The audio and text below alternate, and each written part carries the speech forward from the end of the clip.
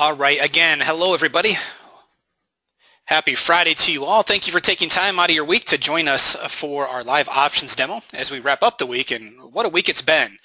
It's just been a wild ride in these markets here this week. A lot of good moves back and forth, and here we are going into lunch on a Friday, and as I'm speaking, the NASDAQ and the S&P are about to go positive. Pretty unbelievable. We were down very big here this morning, and here we go, getting that V-shaped rally, again, that we've seen so often. So we'll spend a lot of time here today walking through our trades for the week. With this bounce that we're seeing in real time, we may end up taking a look at some new trades as we wrap up the week, trades that will most likely carry into next week. So at any point during the session today, if you have any questions at all, feel free to type them into the chat box. I will get to those as soon as they come in.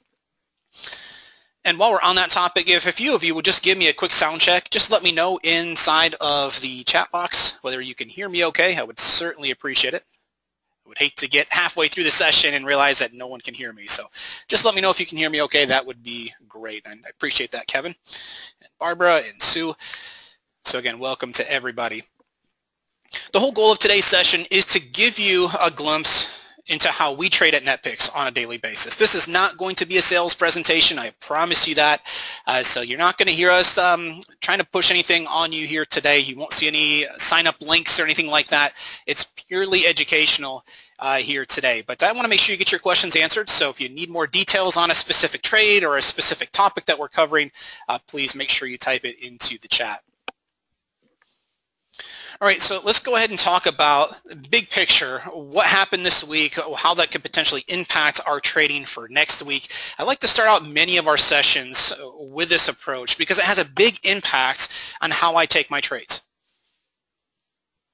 The big issue that I see many retail traders making is they're basing their decisions off of emotion or based off of what they're hearing on financial media.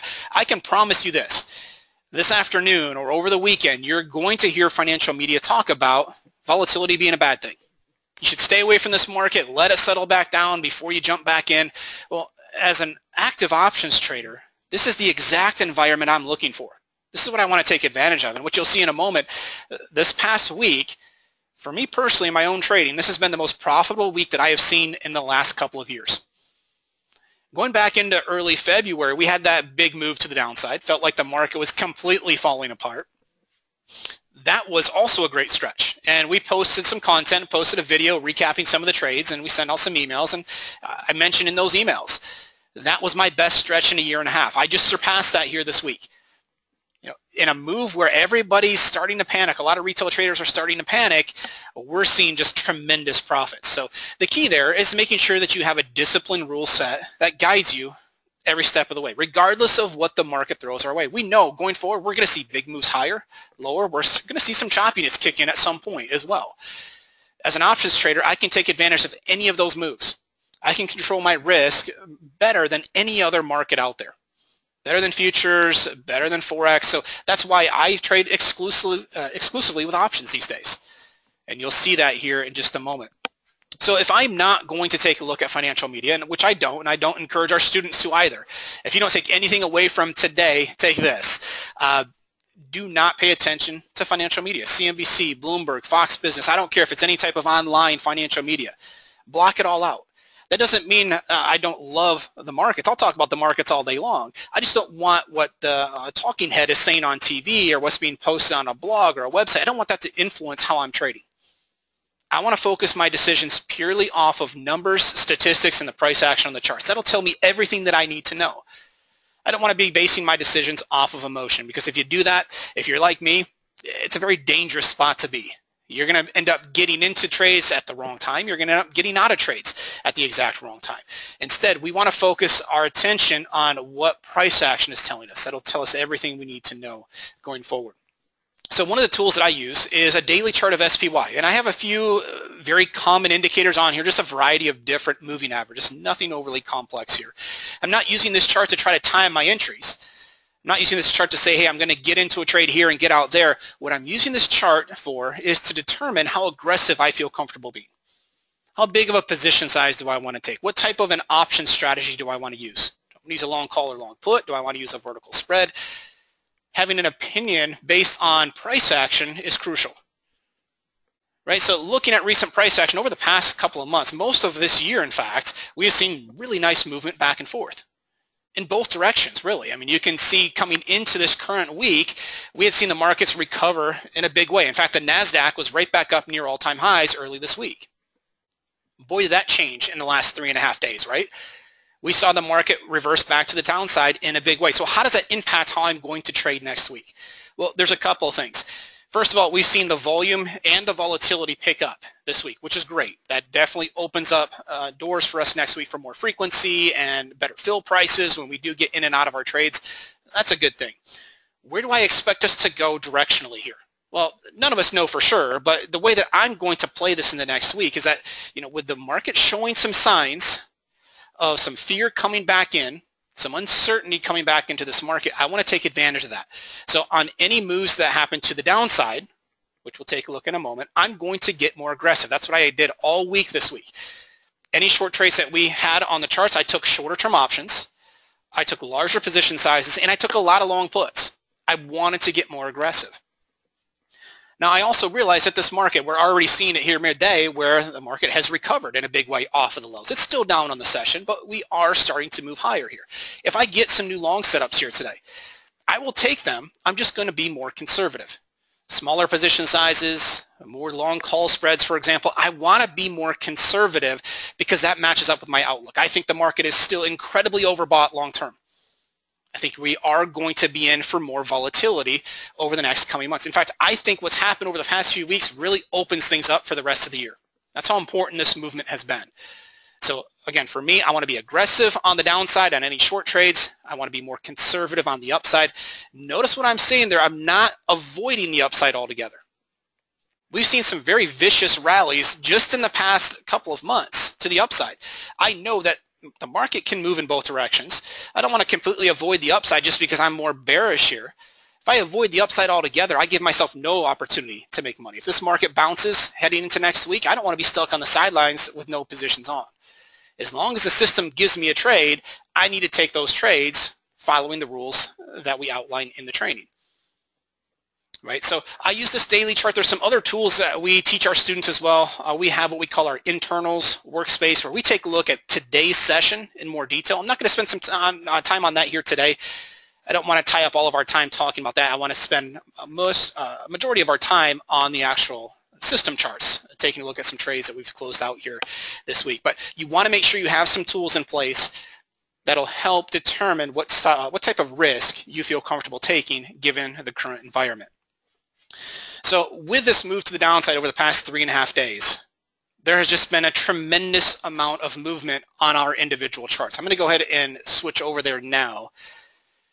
And we're going to start out by taking a look at Citigroup. So obviously on most of these charts, you are going to see the move to the downside because it was pretty broad-based this week. Most sectors, most individual stocks, ETFs participated in this move to the downside.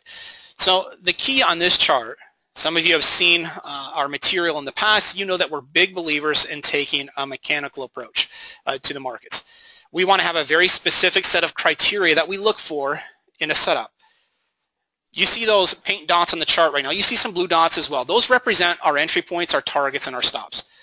I know there's literally dozens of other systems out there that you can go ahead and purchase. A big difference between us and many of those other systems, we have our trade calculator that gives us those exact entries, targets, and stops. A lot of those other systems require a lot of discretionary decision making. Right? It's easy to go back and say, I would have done this and I would have done that. With our system, everything is so crystal clear. It's either a setup or it's not. And before we ever get into a trade, we know exactly where to get out. It makes life so much easier for us. It cuts back on the amount of time that's required to look at the charts. It also allows us to trade with more confidence because we have that roadmap to follow day in and day out. So looking at this chart of Citigroup, I had a bearish outlook on the market. Before I ever got into this short trade, I felt the market was overbought. So when we did get this short setup, this is our entry point right here, the first series of pink dots that I'm circling there. That was our entry point. Let me get my data box up so we can take a look at the exact values here. The entry point was at 76.46. When that entry point was hit, I knew I had to put on some type of a bearish trade. Okay, I could have taken it with a long put. I could have taken it with a put spread. I could have sold a call spread in there as well. The nice part about these options is there's a lot of flexibility with how we structure our trades. It just depends on how aggressive we want to be. I wanted to be fairly aggressive on this position, so I just took it with a long put. I had students that were taking it with put spreads, with short call spreads, and that doesn't bother me at all. All of us were in bearish positions. We just had different profit potential depending on the strategy that we use. By far, the most aggressive route that you can go is to buy a long call or long put. So I got very, very aggressive on this trade. Now, at first glance, you can see for the first week or so of this trade, we moved straight sideways. Okay, I mean, nothing was happening. If I didn't have that calculator in place, I guarantee you during that stretch, I'm probably sitting there questioning whether I should even be in the trade at that point or not. But I can clearly see I hadn't hit a stop yet. I hadn't hit a target yet, so I didn't do anything. I just held. I waited for the trade to develop. Fortunately for us, early in the week, we saw price action start to turn, and it turned in a big way over the past few days. Not only did we come down and hit the first target, which is the first series of pink dots, we also hit the second target here today. So as soon as that second target level's hit, I close out of the position, I book my full profit. Now, how did I take the trade? I came in and I bought the March 77.5 puts. It was $2.13 per contract, so $213 per contract to put that trade on. Very reasonable cost, right? That's the beauty about trading options. There's incredible leverage. You can do these types of trades with many, many different types of account sizes.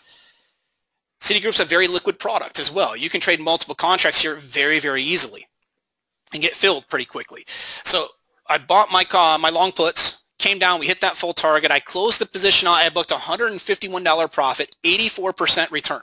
Now, as far as holding time goes, we initially triggered into this trade back on February 22.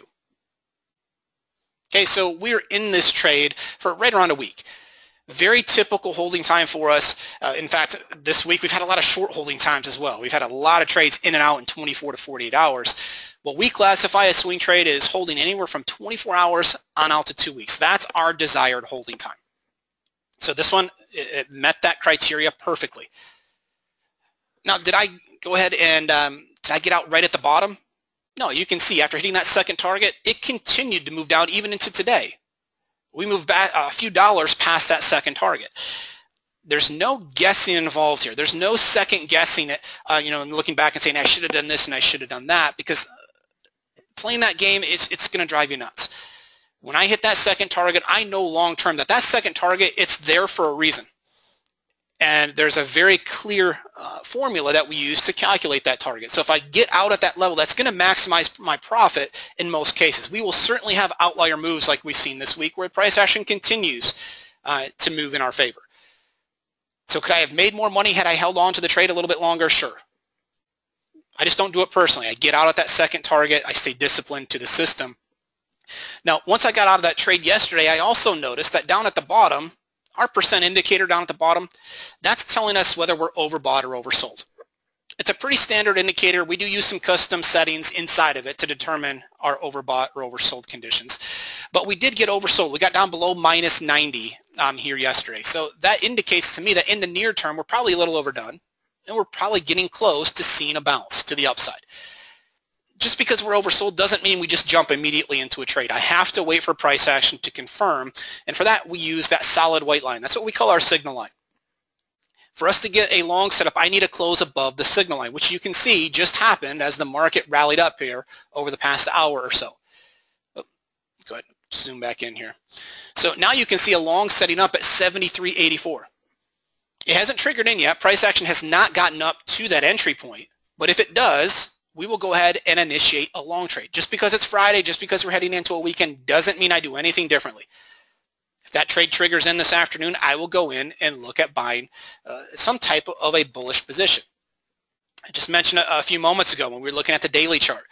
I want to be a little bit more conservative on the upside. So if that trade triggers in, number one, I'm going to cut back on my size. I'm going to take it with a smaller position size than I did on the short trade.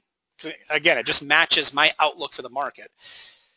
I could also use a call spread as well, just to reduce some cost up front, just give myself a little bit more conservative trade profile.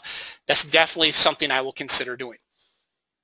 So what I can do, if I'm going to come in this is my lunchtime update. I'm coming in, I'm checking things midday. What I could do is set a price alert on the chart for myself. All I have to do to do that is right-click on the chart, go down to Create Alert. There's going to be a box that pops up. I'm going to go ahead and say I want to be alerted when Citigroup is trading at or above, and I'm going to put this alert in at 73.70.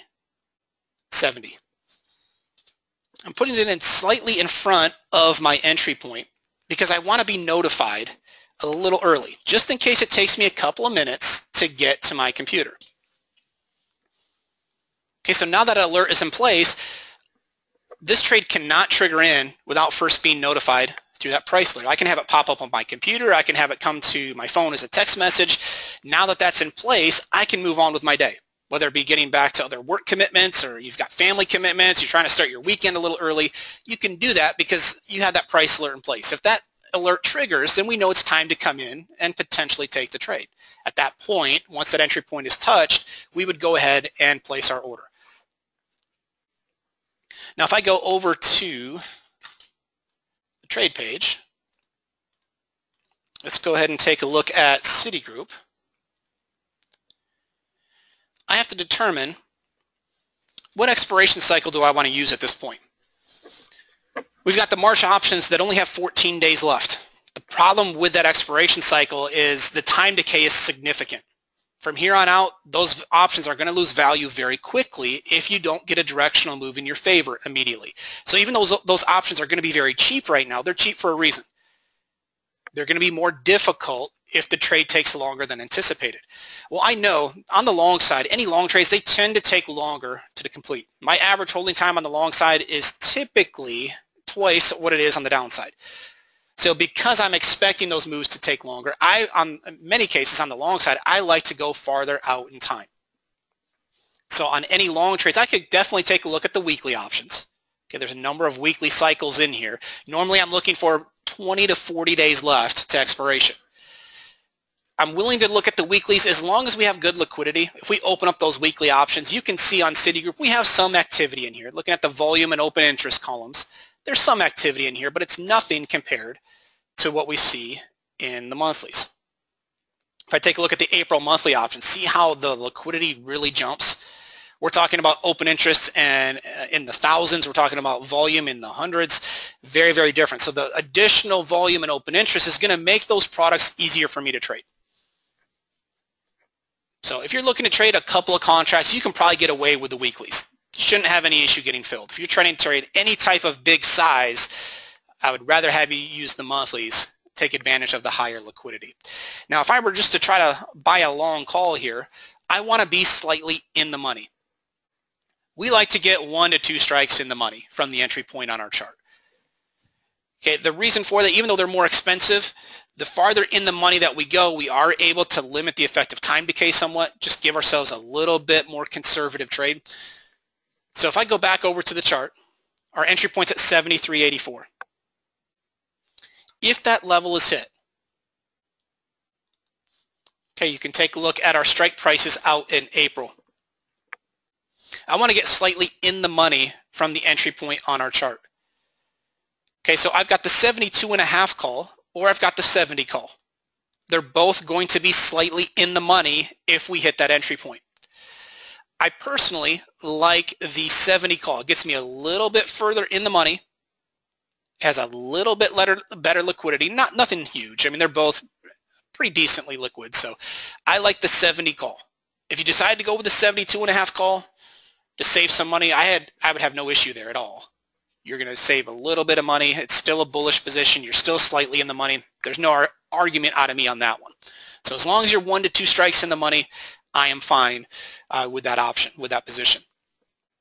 So now I've done all my prep work. I already know what option I'm going to purchase if this trade triggers in. I know where the entry point is at. And I also, even though I don't have a position on, if I do put the trade on, I also know where my targets are at up above. I know where my stop is at below. So everything's outlined for me.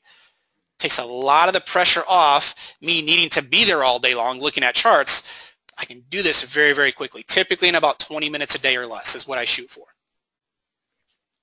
Okay, so really great trade there on Citigroup. Here's where it starts to get fun. Let's go ahead and switch charts. Let's go over to a chart of Boeing, symbol BA.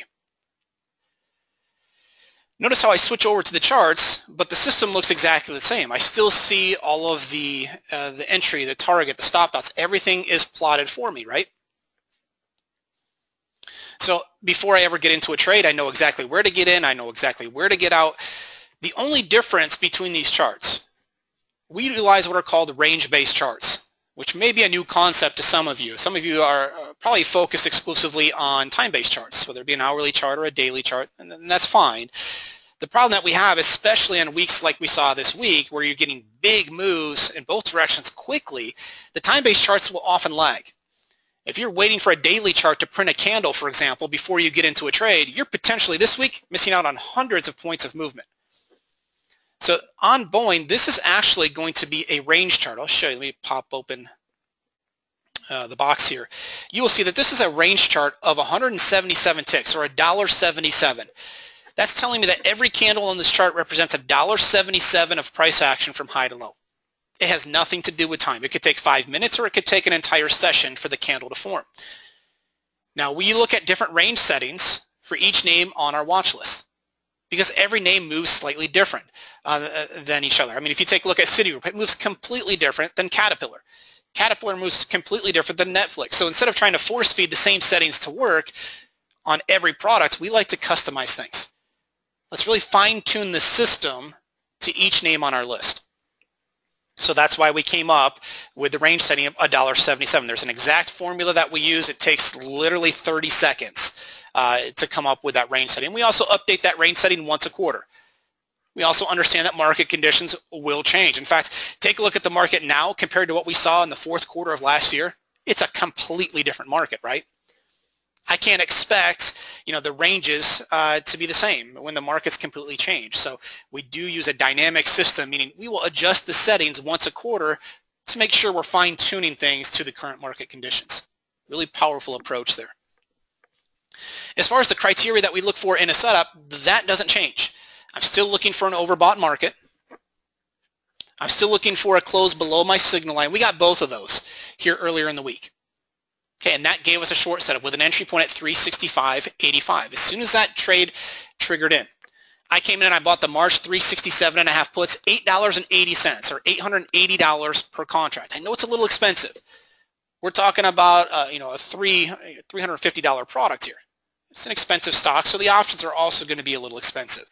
I could also have taken this with a put spread. Using a vertical spread will typically reduce our cost by 30 to 50%. This is a pretty significant savings. I decided to go with a long put here because, again, I wanted to be more aggressive. Based on my outlook for the market, based on my risk tolerance, I wanted to get more aggressive and just buy the long put. It came along with more risk. So had this trade not worked out, I would have been left with a larger loser. So it goes both ways. The key there is to make sure you're never in a position where the outcome of that one trade will impact your ability to take the next trade. I know along the way on every name that we look at today, I'm going to have winners, losers, and break-evens. In fact, I've had all three of those just in the past couple of months. So if I continue to take the trades as they come, I know I'm going to win more than I lose. I know that my winners are going to be larger than my losers. So I don't want to just load the boat with one position and hope it works, because if it doesn't, then I really can't take advantage of the odds that the system gives me long-term over months and months worth of trades. Fortunately for us in this case, it was a very quick move. We were in and out in less than 24 hours, booked a $740 profit. It's an 84% return. We're in and out 24 hours, 84% return. I mean, this is just a single contract. If you're trading a larger account size, you can certainly take these positions with multiple contracts. It's a significant number that can be added up here. When you start to look at multiple stocks and multiple ETFs and many different sectors, most of our students are looking at a watch list between 12 and 20 products. We can spread that risk across many different areas, and when you start to add up these results, it's significant here this week. I mean, a lot of times people are looking to supplement an income. Some people are looking to replace an income. You would not have had a problem with either one of those here this week. I mean, we're talking about thousands of dollars worth of profit that have been booked here this week on many different products. So just a really great trade there on symbol BA. What about BABA? Many of these tech names have just been on incredible moves, incredible runs to the upside. I mean, no doubt about it. Going into the month of February, just about every name on our list was overbought. We also got to another overbought reading end of last week. So we were looking at a short setup here this week. This is another one that we had back earlier in the week. Entry point, everything outlined for me. Entry point 189.99. Targets down below. So we had two target levels, those two areas of pink dots. And then my stop was up above. So everything outlined for me. I came in and I bought the March 192.5 put, $610 per contract. So you guys are starting to see a theme. I played a lot of long puts here this week. And we talked about it in our options training room with our students over the past couple of weeks. I mentioned if we get the short setups to print, I was going to be very aggressive. Because again, it matched up my outlook for the market. So fortunately, it paid off because we had a lot of winning trades here this week. So we came in, we paid $610 per contract. This is another one where we triggered in on the 27th, mid-morning or so when that trade triggered in. And we hit full target here yesterday. Full target reached, we closed out of the position, $380 profit, 62% return. We're talking about in and out in a couple of days and you're booking the full profit. A lot of these trades were never underwater. I mean, they triggered in and went right down to target, so it just worked out great for us on many of these positions. Now, just like Citigroup here a few moments ago, we now have a new long setting up. We got oversold on this move to the downside, no doubt about it. I mean, it's been a phenomenal push to the downside over the past 3.5 days on many of these names. So we are oversold in the near term. That does not mean I'm expecting this market to ramp right back up over the next few weeks and go back up to the highs. But over the next few trading sessions, could we definitely see a bounce? Sure, we absolutely could. So that's what we're looking to play. Long term, I'm still bearish. In the near term, if I need to play a bounce to the upside, I will do so. I'm just going to be a little bit more conservative. So potentially looking at a call spread, potentially looking at a smaller position size, both ways that I can get a little bit more conservative there.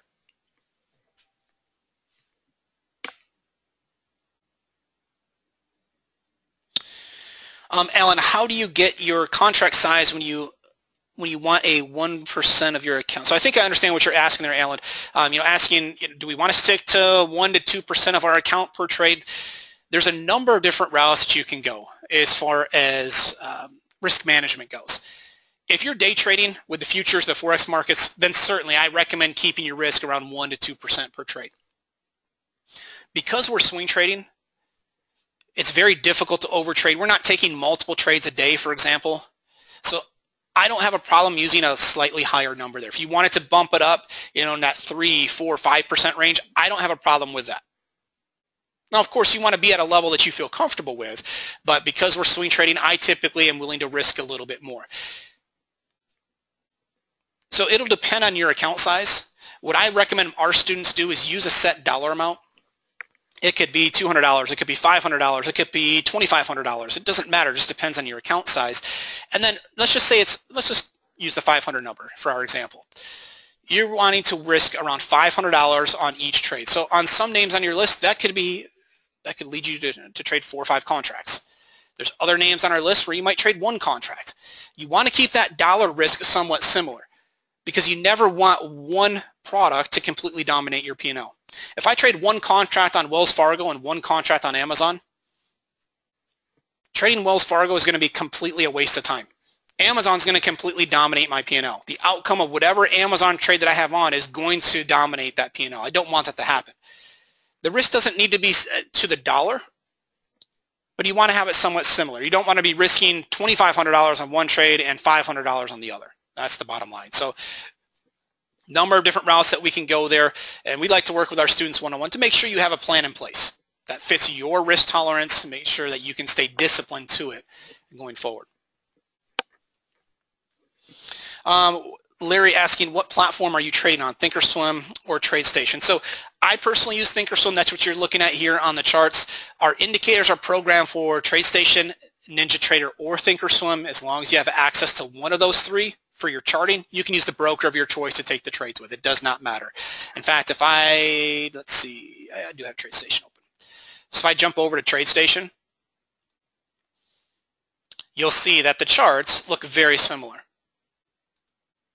Right? I mean, everything's outlined for me It's just, I mean, the visuals, you're going to have some different colors and whatnot, and I have a black background here, but the system works exactly the same inside a TradeStation. Just, it does not matter to me which one you use. A lot of it's personal preference and what you feel comfortable with. Dom, do you give which put to take and at what price? We do. So part of our training is what we call our option strategy playbook. How did I select that 192.5 put on BABA? I followed our checklist that's included with the training. It tells you the exact timed expiration that you're looking for. It walks you through how to identify the proper strike price. So we'll give all of that too. There's a number of different routes that you can go there. A lot of times people choose the options that they want to play based on what they can afford. Okay, that's a very dangerous route to go. A lot of times people like to trade the cheap, out of the money weekly options because they have a smaller account size. The problem there is right off the bat, you're putting yourself at a disadvantage. You're trading a product that has a very low probability of success. We would much rather have you determine your option based on numbers, based on what's backing up the trade. So if we can go 20 to 40 days out, if we can go slightly in the money, we can start to build in some layers of safety for ourselves. We can start to limit the effect of time decay, for example. So we do walk through all of that in our training. And do I use single orders or complex orders? Well, I personally use a lot of price alerts because I have a mobile platform. I have an iPhone. I've got a tablet that are with me in most cases. So I like to use price alerts. So if I'm in a trade and an alert triggers, I set an alert for my target and for my stop. Let's say I'm hitting a target. I hit the target on BABA, an alert pops up on my phone telling me, hey, you're hitting a target, here, it's time to get out of the trade. Well, I know within 30 seconds I can get my phone out, log into my mobile platform, and execute the trade there. I like to do it that route because it allows me a little bit more flexibility to determine what price I get filled at. Be a little bit more aggressive there. If I use a conditional order, which you can set up the orders ahead of time. I can set up an order to close out of my position at a stop or a target. You can set all of that up ahead of time inside of Thinkorswim if you wanted to. The problem there is you don't have much control over where you get filled at.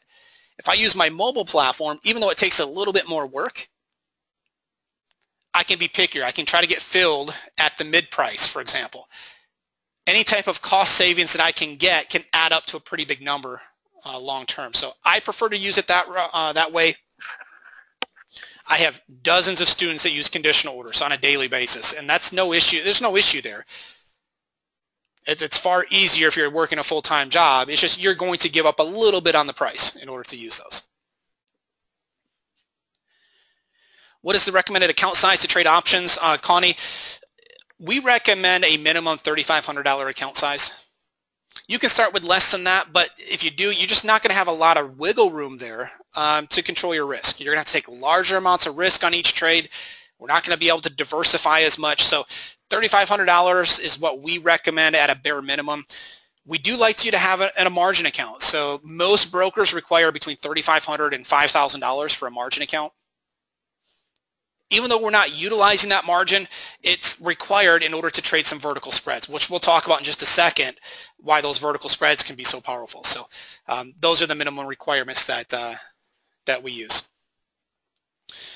Right after your target blue dot started, when do you start to look for entry? So Dave, on this, if you take a look at the chart of BABA right now, this trade is valid.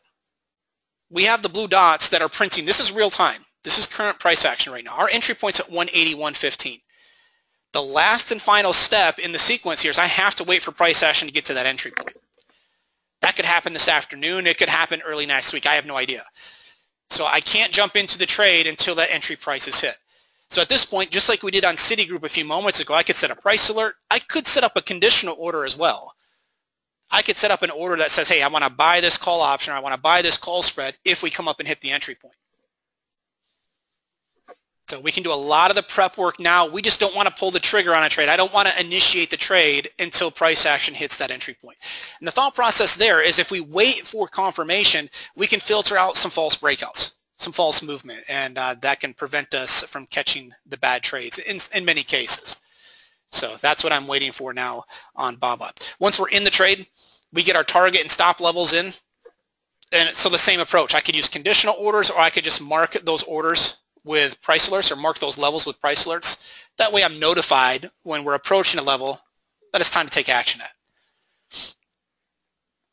Right? Kevin asking, so if I have a $5,000 account, trading Boeing is out of the question. Well, not necessarily, Kevin. Let me go back to Boeing here a second. So I walked you through that trade, just taking a long put, right? And we're talking about $880 per contract. So yeah, with a $5,000 account, it's going to be difficult to take that trade and keep your risk at a manageable level. However, you could also have taken this trade with a long put spread. And following our criteria, you're typically going to get a 30 to 50% cost savings on that trade. Okay, so now maybe $880 isn't realistic, but maybe if you can get that cost down to $400, $440, maybe that's a little bit more reasonable. It's still a bearish trade. We still make money if that stock moves to the downside. We're just taking it with a little bit more conservative risk. And then also, if it's still too high, which we'll take a look at in just a moment, we'll take a look at some of the lower priced products. We just happen to be looking at some of the higher priced tech names here now. You can certainly trade names like Bank of America or Wells Fargo. Some of the energy products are lower priced. We can always fine tune your watch list to your specific account size. That way we're able to manage that risk really well.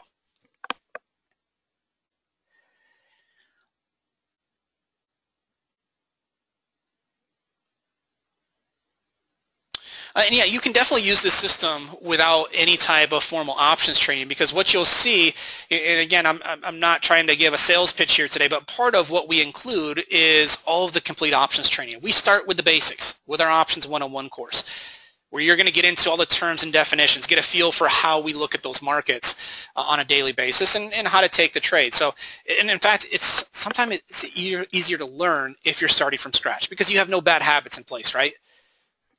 So we'll definitely lay all the framework there for you initially, so not a problem at all.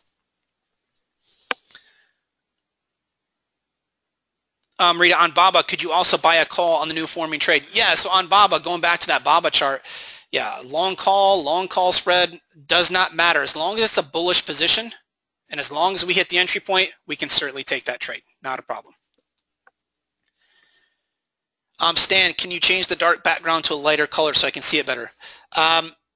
You definitely have that flexibility, Stan. You can change any of the colors on the chart. So it's, for me, this is what fits my eye. But if you say, hey, I need a lighter background, I need a white background, you can certainly change and tweak things. That's not a problem at all. And Walter, where can I learn how to use the Thinkorswim platform? We also include training videos on the Thinkorswim platform as well. So thank you for asking that. We do have a set of videos that will walk you through the different features that we use on a daily basis inside of Thinkorswim. That way you can get up to speed very quickly. Just like anything else, there'll be a learning curve there, but it's very simple once you start to get into it for, I would say, about a week or so, and you'll be pretty comfortable with the tools. Dave, trying to get clear what a call spread, credit spread, put spread, debit spread. Yeah, we'll talk about that more in just a second. Just give me a quick minute to work through the questions, and we'll talk about some examples with the vertical spreads. Dom, the entry will be if the stock hits the entry. Correct, yes. So even though we're using the options, we're waiting for a specific stock price to be hit. So absolutely right. So on BABA, I will go ahead and purchase my call option or the call spread if that stock price hits 180, 115. Kevin, you're taking the plunge today. Well, great. Yeah, we can certainly connect here this afternoon if we need to after the session, and more than willing to help you get signed up here today. All right, so let's move on to a few additional names. I know you guys are asking great questions. I know I'm running out of time. I'll try to get to as many charts as I can here. Caterpillar, very similar chart, right? Very similar look and feel here. Earlier in the week, had the market moving to the downside, and I had a lot of calls coming in from students earlier this week saying, how do I handle this? I had some customers that, or some potential customers call me and say, well, is this okay that the market's moving lower, or can we still make money? Well, we absolutely can. I mean, this is how we stay involved in the markets regardless of what's happening. Up, down, or sideways, there's always going to be something for us to do. So on Caterpillar, we came in once that entry point was hit. We came in, we bought the March 165 puts, $530 a contract. The very next session, I mean, we're talking about right after the open, we're in this trade for less than one trading day. We close out of the full profit, $538. It's 102% return in a day, less than a day. I mean, I'm laughing because it was crazy what was happening here this week. The cool part about it is this was not just a one-off event. Okay, just over the past month, we've seen big moves to the downside, back to the upside, and now to the downside again. So we're constantly seeing the moves back and forth. I'm not necessarily saying we're going to always be in and out of trades within 24 hours. When it happens like this, sure, it's fun, but like we talked about on Citigroup, that trade took a couple weeks, right? I mean, it took a longer stretch that we had to hold the trade. But everything being outlined for us just makes a huge difference. It just makes it so much easier to trade. Let's go over to Tesla here a second. I want to circle back to Dave's question. As far as, what is a spread? When do I use them? When do I use just a long call or long put? So let's go ahead and take a look. We had a short setup here on Tesla earlier in the week. The problem that I have with some of these names like Tesla and Amazon and Google, I love to trade them, but they can get very, very pricey. You start talking about buying a call or a put on Amazon, and you're talking about thousands of dollars per contract. Well, here on Tesla, I ran into the same situation where, looking at the prices of the options, I was a little concerned with the pricing. I wanted to be a little bit more conservative. So I came in and I bought a put spread. I came in and I bought the 350, 330 put spread. So when I start to talk about trading a vertical spread, I'm buying a spread. In this case, I'm buying the 350 put, which at the time was slightly in the money. At the same time, I came in and I sold the 330 put. That was the strike price that was very close to the second target. By trading both of those options at the same time, I'm able to lower my costs considerably. And I lowered it all the way down to $860 per spread. I know it's still expensive, right? But we're talking about a $350 stock, so it's really good leverage. It left me with a position that's going to react slower to changes in stock price. So when we start to talk about, closing this trade out at full target here, which we did this morning, we booked a $505 profit. That's a 59% return. It's a little bit smaller return than what I just showed over on Caterpillar or over on Baba. It's a smaller percentage return because I took it with a safer trade. Now, it's very easy for me to look at this chart and say, well, gosh, I should have just bought it with a long put. I would have made way more money. Well, that's true, but it would have come with more risk. Right? I took a trade that I was comfortable with. At the time that trade triggered in, I was comfortable with the risk. I still made a really nice return. I mean, I'm in and out in 2 days and booking a $500 profit, almost a 60% return. There's no way I'm going to complain about that. So the cool part there, Dave, is all of the criteria that we look for in a debit spread, in this case, a long put spread. It's all outlined for you in the training. So you're going to have an exact framework to follow in order to structure these trades. There's no guesswork involved there. It's all very crystal clear. Now, how did I know to buy the put spread instead of selling the call spread? When do I use a debit spread versus a credit spread?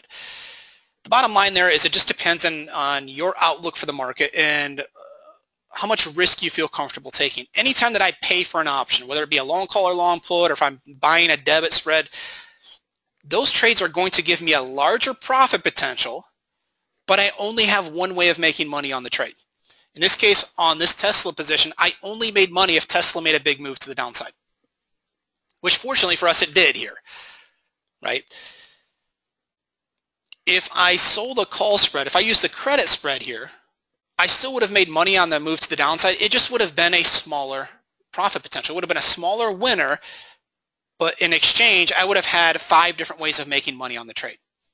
You have multiple ways of making money, which we'll come back to that topic in just a few minutes. We'll talk about some of our credit spreads as well. So there's no perfect right or wrong answer here. That's why a lot of it depends on your outlook for the market and what your tolerance for risk is at the moment.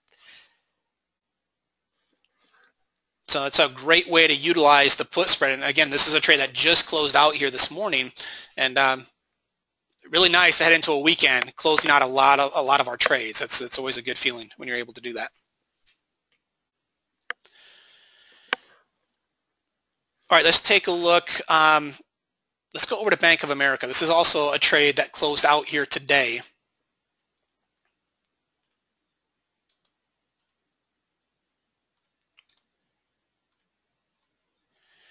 Okay, so this was a short trade, and I wanted to take a look at Bank of America because it's, we just got done talking about some of the more expensive products, names like Tesla and names like Caterpillar and Baba. Well, here's Bank of America. We're talking about a $30 stock. More realistic for those of you that have a smaller account size, right? Everything about the system is the same, right? Everything's outlined for us. Entry point, targets, stop. But in this case, we're able to come in and buy the March 33 puts for $115 per contract. Sound a little bit better rather than $800 to $1,000 per contract? And again, you can trade multiple contracts here as well. You're not limited to just trading one contract. But to be fair, all the results that you're seeing here today are just taking one contract. Just to keep it simple here for today's session. So in this case, we came down, hit full target. This was another trade that we're in and out in about a day and a half. We closed it out here this morning. Booked a full profit, $76 profit, which at initial glance, it doesn't look like a huge profit, right? It's actually a 66% return in a day and a half. We only used $115 of capital to put the trade on. So it's just a great way to reduce our risk, still have a great profit potential, and now here as we speak, we just triggered into a long trade. 31.41 was the entry. I know where my targets are at up above, so going into this afternoon and going into next week, my targets are at 31.82 and 32.30. My stop's down below at 30.51. So I don't have to sit there and watch it all day long. Everything's outlined for me. If one of those levels are hit, I know it's time to come in and take the trade off. Really a great way to trade. It just takes the pressure off. Trying to pick the market top and bottom. I don't want to have to worry about that. I want to follow that exact framework on the chart. So really great trade there on Bank of America, and we'll see. So far that long trade's winning as well. It's all I can do is laugh at this point. I mean, the S&P and the NASDAQ are positive. I mean, it's pretty amazing what we're seeing here this week, no doubt about it. All right, let's wrap it up, at least on the directional trades with Facebook, and then I'll show you a credit spread as well. So here on Facebook, you will see another short trade from earlier this week. This is another trade that triggered in and out in about 24 hours. We came in and we bought the March 185 puts, $575 per contract. We closed it out the very next morning. This was yesterday morning, booked a $364 profit. It's a 63% return. You guys can start to do the math here. I mean, these are all names that are on my personal watch list. These are all trades that I took here this week. We're talking about thousands of dollars of profit. Right? I mean, we're talking about checking the charts in 20 minutes a day or less. For me, if you're looking to be active in the markets, it's hard to ignore what you can do with options. It's a great way to generate some income very, very quickly. Now, the issue, fortunately for all of these trades, they hit target pretty quickly.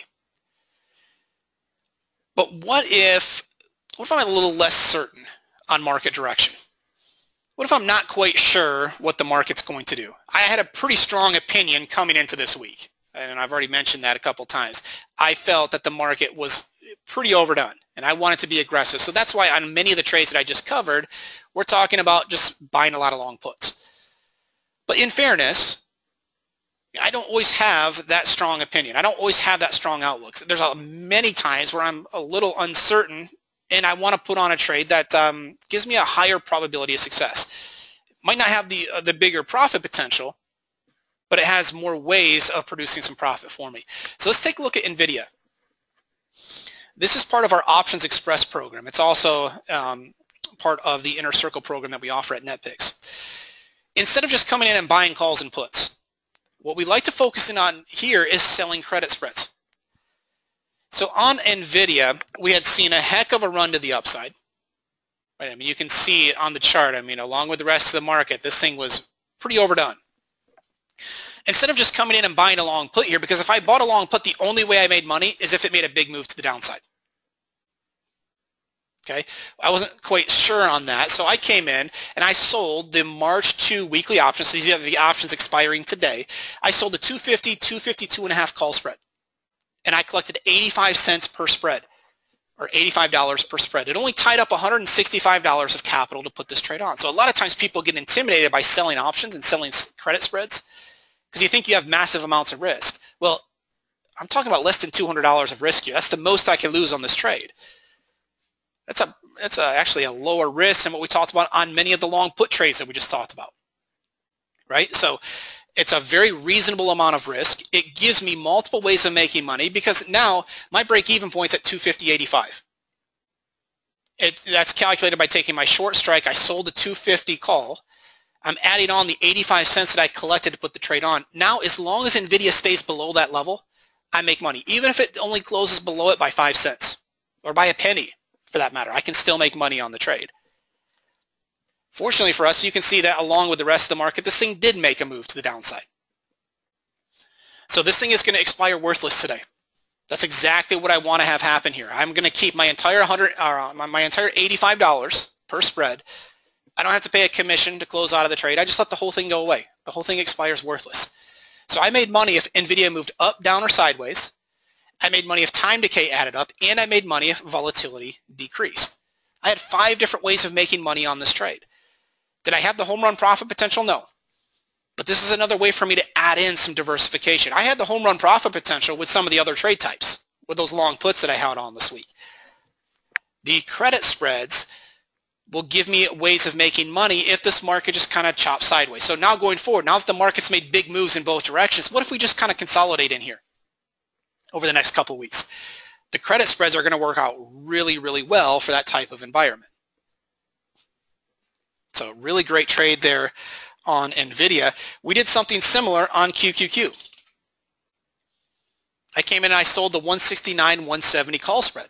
Collected 40 cents per spread, $40 per spread, which again, it doesn't seem like a large amount of capital to make on the trade or a large profit potential on the trade, but it only tied up $60 of capital to put the trade on. I could put this thing on 10 times and we're still only talking about $600 of risk. So you put it on 10 times and all of a sudden you're talking about $400 of profit. It's pretty appealing to me. My break-even point was at 169.40. Now initially after putting this trade on, we took some heat. I was not right on this trade right off the bat. I mean, we had to get that pullback, that sell-off over the last couple days. Unfortunately, we got it. So this is also one that we are currently looking at a really nice profit on. And as long as we stay below 169.40, we get to keep the entire profit. So just another one that very different than what we talked about earlier with just the long puts, but adding in those layers of diversification, that's what's going to lead to a smoother overall equity curve long term. That's a missing piece for a lot of traders.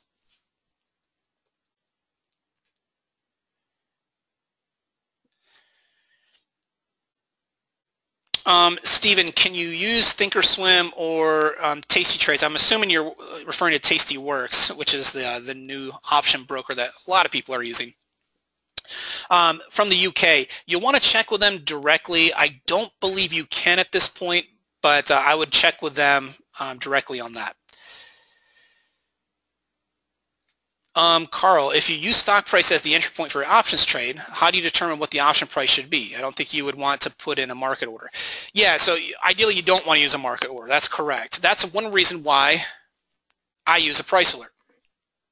That way, when that entry point is hit, I can come in and take a look at the prices of the options and make sure I get filled at a decent price. So you can do it with a conditional order.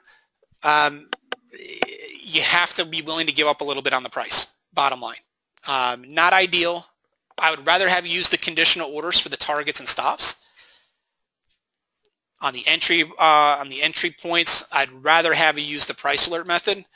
So if we hit an entry point, we can come in and be a little bit pickier on where we get filled at.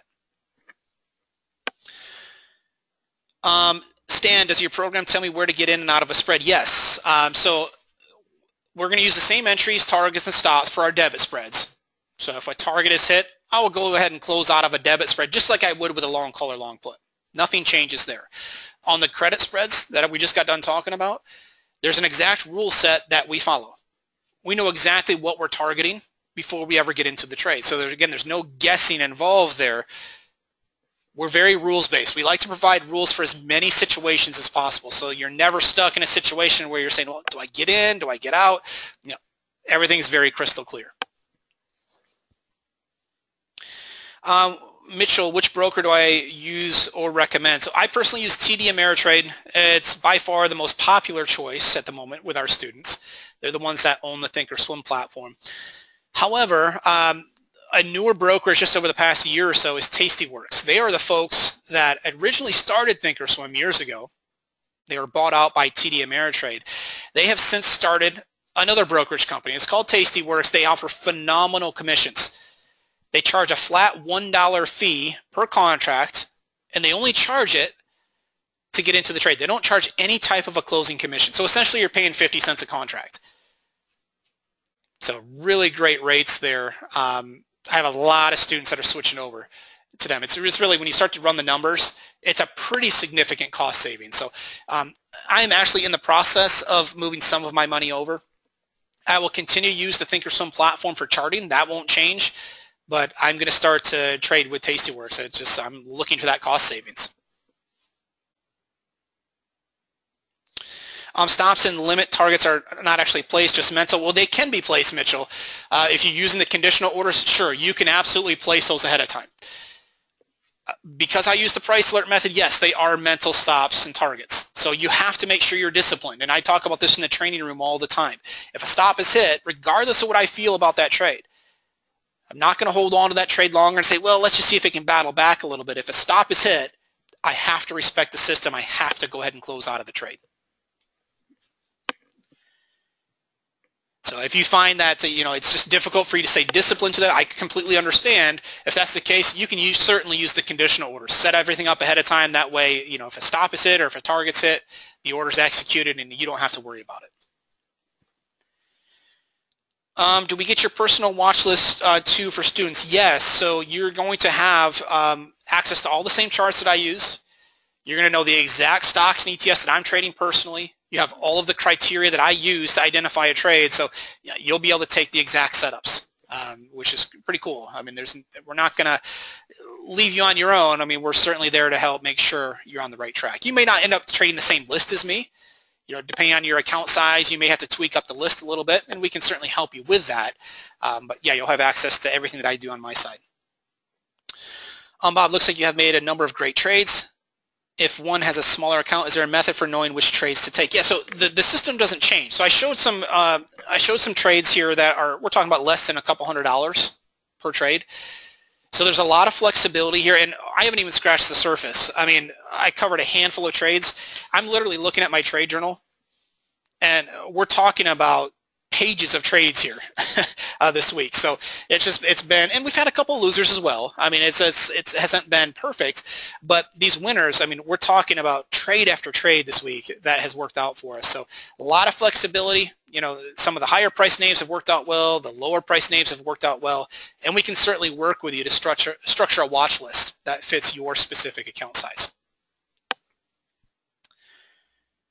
Walter, do you have to use an iPhone for your mobile trades? No, you can use any type of, if it's an Apple device or if it's an Android device, you can certainly use that. Most brokers do offer mobile platforms these days, or you can use any type of a tablet as well. I just happen to be a big Apple fan, so I have an iPhone and an iPad, but I have used a Kindle in the past, so any type of an Android device will work as well.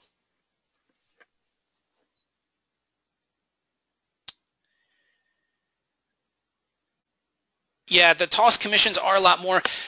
You always can, well, maybe with the exception of Tastyworks, but most other brokers you can negotiate your commissions. So as long as you show them that you're active, you're taking trades on a regular basis, they're willing to work with you.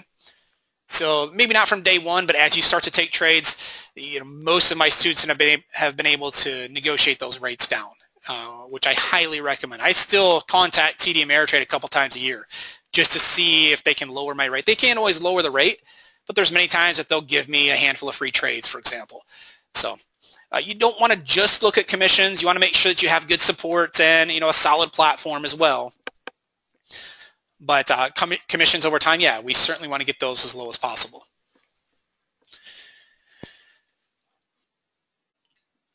So Mark, you use TOS for research and Tastyworks for trading. Yeah, it's hard to beat. I mean, that makes sense. I have a lot of students that are going to be doing that. So hard to ignore the cost savings, that's for sure. Jim, it's Tastyworks. I know it's a funny name, but they're the same folks that started Thinkorswim years ago.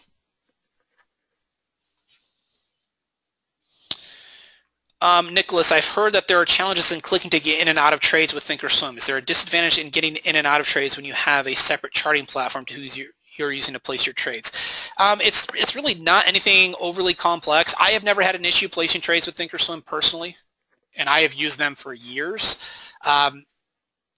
But if you decide to use a different broker, it's really not. I mean, what's going to happen there is you'll have Thinkorswim open for your charts, but when it's time to place a trade, you would just go over to Tastyworks, for example, or TradeStation, whoever you're using for your broker, and place a trade there. So is it an extra step? Yeah, you're going to have a separate or a second platform open, but I think Mark can attest to this. I mean, it's a really nothing overly complex. It's literally a couple of extra clicks of the mouse, so it's really it's pretty basic. And is the system compatible with Tastyworks? It's not. So I love everything that I'm seeing about Tastyworks, but they are very limited on the charting side at this point. So you won't want to use them for charting. You can absolutely use them for all your brokerage tools, but I highly recommend you use a platform like Thinkorswim or TradeStation or NinjaTrader for your charting.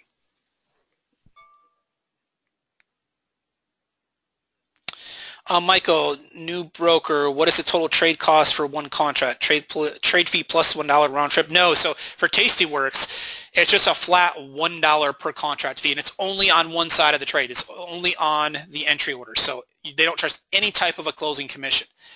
They also introduced a capped commission early this year as well. So if you're trading bigger size, let's say you're trading 100 contracts. I believe the most you're going to pay on a commission, I think it's $10. Don't quote me on that, but I mean it's a significant savings. So there's no type of a ticket charge. It's just they're charging per contract.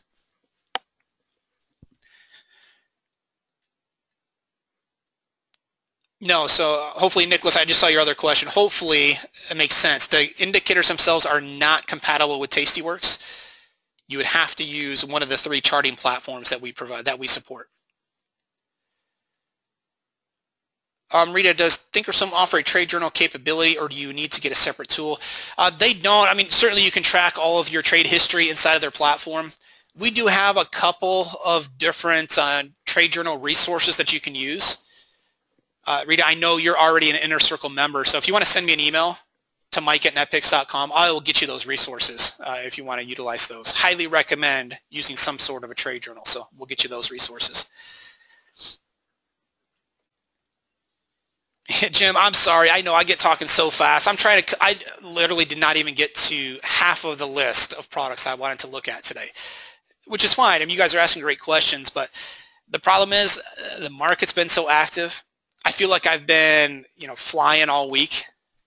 So I get talking fast. I get excited about the market. So I apologize if there's anything I can do. If you need to connect for a phone call to answer some questions, let me know. I'm more than willing to connect. You can. That way, if we're on the phone, you can yell at me to slow down. I don't mind that at all. When the market gets moving quick like this, I feel like everything is in fast forward this week. So apologize for that. Yeah, Kevin, Tastyworks not available in Canada. I know they're working on it. I've been told within the next 6 months or so they should have it. I know it's tricky in Canada with all the regulations. It's pretty restrictive on brokerage options. Nicholas, we did record the session. We'll get the recording available here within the next day or two. We are going to hold these sessions every other week, so I will do an options session once a month. The next one that we have a couple weeks from now is going to be focused in on the day trading side of things. My colleague Troy, who runs our day trading service, he's going to focus in on the futures and Forex markets, but we'll be doing another one of these next month. If you have any questions in the meantime, feel free to contact me. My email is mike@netpicks.com. Be more than willing to connect to answer any questions you might have. Nicholas, you'd like to see the software in action. So hopefully you got to see a glimpse here today. I tried to get to as many charts as I could. I can stick around for a few more minutes. We can go back to the charts and take a look at a few additional examples. Hopefully that helps, just give you a glimpse into how we trade at NetPicks. The bottom line, you want to make sure you have a diversified approach, a mix of good stock and ETF markets, a mix of different trade types, and if you can do that, you're really setting yourself up for some nice consistent results. So Nicholas, let's just take a look at a couple more markets before I wrap up. If you guys do have to take off, I know we're running a little bit long here today. My direct email is mike@netpicks.com. My direct number, let me go ahead and get that in here a second. I'll get my direct contact information in.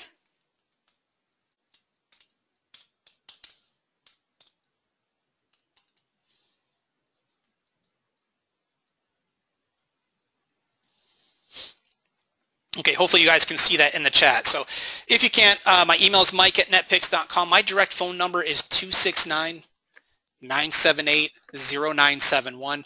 Feel free to contact me directly at any point. I promise you I wasn't going to sell you anything today, but if you are interested in getting more details on how the system works and how you can get access to it, feel free to contact me. More than willing to connect and see if we can get you up and running.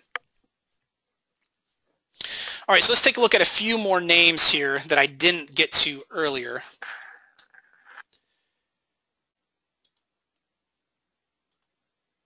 So here is Apple. Now, everybody loves to trade Apple, right? Myself included. It's a great name. This is another one that triggered an in and out, 24 hours, $274 profit, 71% return. You're talking about less than $400 per contract. So very reasonable price. You know, we're not talking about needing a six-figure account to take this type of a trade. And then also, if you wanted to take it a step further and utilize the put spread, you can typically get in for a 30 to 50% cost savings. So a lot of flexibility there regardless of your account size. So just a great trade, and obviously the system looks the same. We've got the same entry and exit dots. The only difference here is that we're using a different range chart. We're using a range setting of $1.18. So every candle represents $1.18 of price action from high to low. The other one that I had on my list that we didn't get to was on ExxonMobil. It's an energy product that a lot of our students like to trade. And this one also had a move to the downside, in and out, 24 hours. And this one, $183 profit, 117% return in and out in a day. I mean, again, the system is so straightforward, and it doesn't mean that we're going to win on every trade. That's not the case at all. We're going to have losers along the way, but the key is when we have those losing trades, when those stops are hit, let's respect the system. Let's get out of the trade and keep the loss as small as possible. That way we can battle back. What I see a lot of retail traders doing is they don't want to admit when they're wrong. So if a trade's going against them and a stop is hit and all of a sudden you're saying, well, I still like the trade, I'm going to hold on a little bit longer. Next thing you know, that losing trade turns into a catastrophic loser. We don't want that to happen. Let's keep the losses small. Let's admit when we're wrong and know that, hey, we're going to have stretches like this where it's a winner after winner. You know, again, we're talking about thousands of dollars of profit here this week, and we're doing that while minimizing our risk, and that's a perfect scenario for us.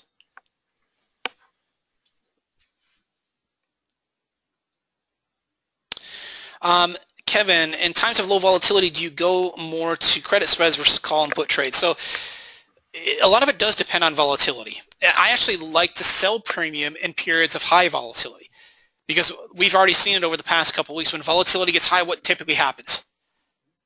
Going forward, the volatility is going to contract again, right? We know that high volatility, if we get the VIX up in the high 20s, it touched 50 here last month. We know it's not sustainable and volatility will contract. So I do like to sell volatility. I like to sell premium as often as I can. So getting a good mix of trade types is really going to give you more consistency long term. I'm not one that just preaches, you know, sell premium and sell credit spreads all the time. I know there's people out there that take that approach. Not a big fan of that. I love to sell premium just as much as anyone else, but I also know that there's going to be times where, like this week, I want it to be more directional. I want it to be more aggressive. And the long calls, long puts, the debit spreads, they can give me a higher rate of return if I'm comfortable with the risk. So I like to use a mix of both. I think there's a time and a place for the long and the short option strategy. So expanding out that toolbox, I think, is the ideal scenario.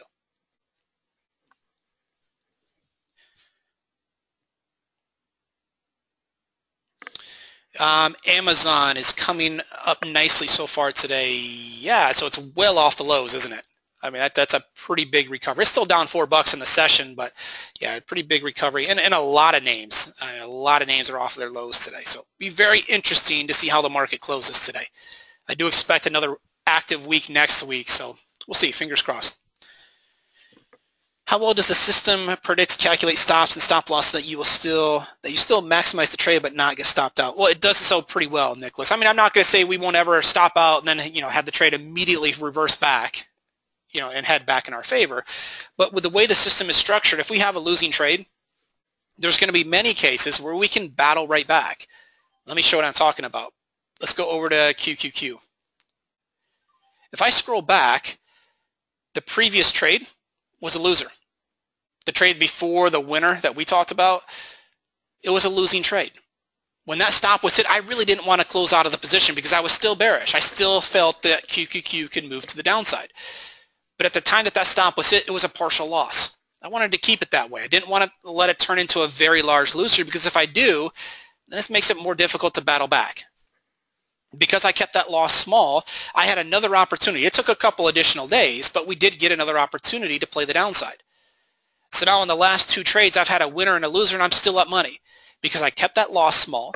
My winner was larger than my loser, and in the end, I'm still making money. You're going to be far better off taking that approach. And what you'll see in the training, the entries, the targets, stops, they're not just levels there that we're guessing on. There's actually an exact formula that takes a look at the range in the market. It makes a calculation to determine, okay, based on the current range and based on the range that we've seen here over the past few months, what is the best size setup?